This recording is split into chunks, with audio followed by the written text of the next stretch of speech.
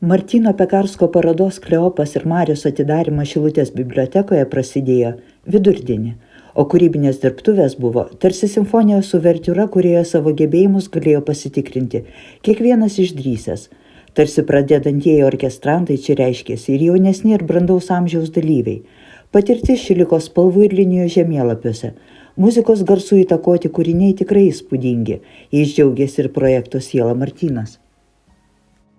Taip, aš turėjau patirties prieš porą metų, 2022 metais dariau parodą Šilutėje čia bibliotekoje ir tikrai paliko tokį gerą įspūdį pati patirtis parodos darymo. Čia ir tokia labai dėkinga erdvė iš tikrųjų parodoms, ar ne? Pavyzdžiui, bibliotekoje. Aš atkreipiau dėmesį. Tai be abejo, šitoje bibliotekoje yra labai švarios, gražios erdvės, kuriuose kūriniai tikrai nuostabiai. Tik rengti parodas.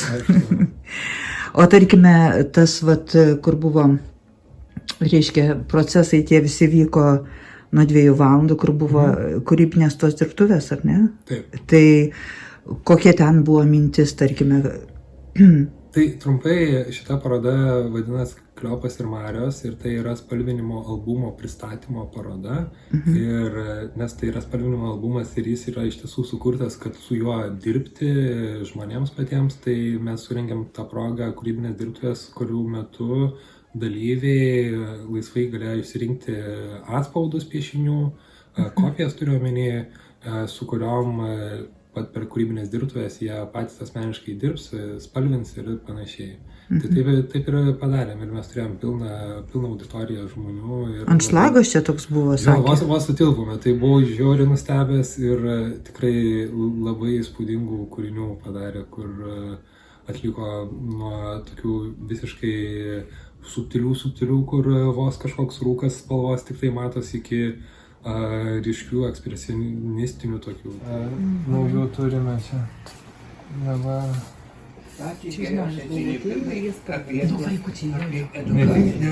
Žinokit, čia praktiškai... Trečiamosios universiteto. Aš nežinau, ar iš vaikų net buvo, nei vieno vaiko, man atrodo, nebuvo, kad visi suaugę.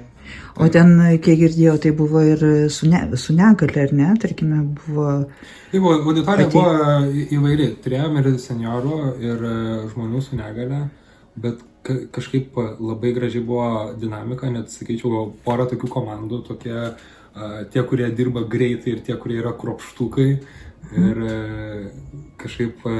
Jie individualiai ten dirbo? Taip, kiekvienas dirbo individualiai, mes klausime konkrečiai Čiurlionio muzikos įrašų, nes kažkaip norėjosi, kad tokia spalvinimo proga panaudoti, nes visi piešiniai yra sukurti pagal klausant muzikos kažkokį įrašą. Ir spalvinti aš taip pat kviečiu klausant muzikos įrašų. Ir mano tikslas, kad vienas dalykas, kad žmonės turėtų kažkokį laiko apytiksliai limitą, kiek jie skiria tam kūriniui, tam spalvinimui ir kad tuo pačiu jie galėtų išgirsti muzikos, patirti, kaip garsai keičia tai, kaip mes matom dalykus, kaip judina mūsų mintis ir kaip jungia mūsų fantaziją.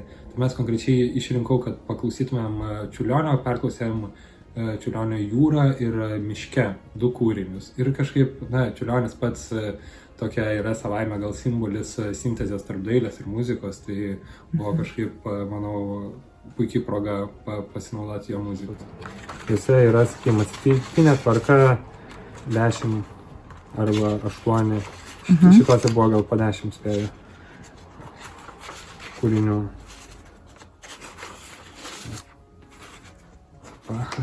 Ir visą tą paketą išdalini tiesiog, ar ne?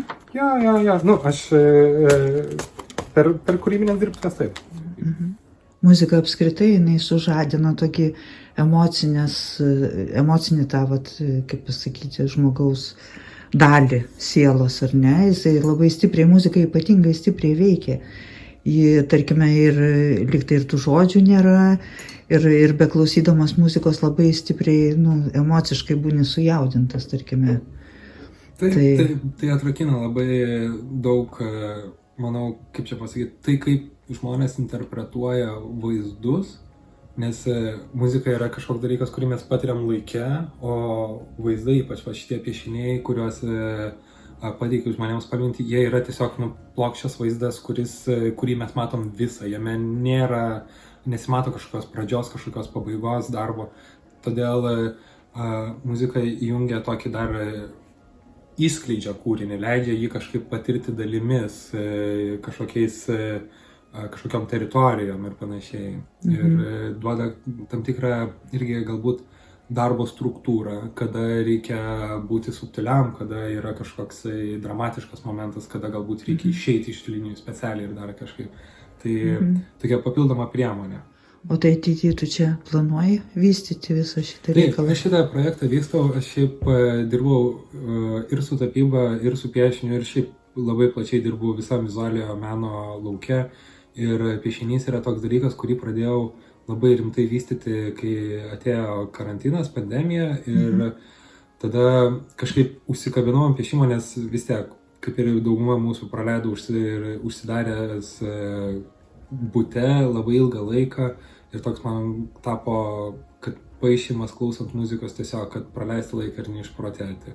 Ir tame labai daug atradau, labai nuostabios muzikos atradau, daug savygebėjimų atradau ir galiausiai 2022 metų rudenį, apie lapkritį, kažkaip ėmiausi iš naujo perpaišinėti tuos piešinius, ką gal ir anksčiau buvau kažkaip užkabinęs ir jau su tikslu, kad padarysiu iš to spalvinimo albumą. Nes žmonės paimdavo mano piešinius ir sakydavo, nu tas juodai baltas piešinys labai gražus, bet kaip jam čia reikėtų kažkokio akcento spalvoto.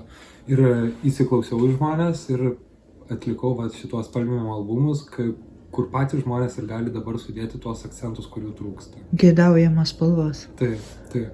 Yra muzika, yra linija, yra fantastinis pasaulis. Ir konkrečiai dedikavau šitą, galbūt pradžią šito metodo, pavadinau Kleopas ir Marios.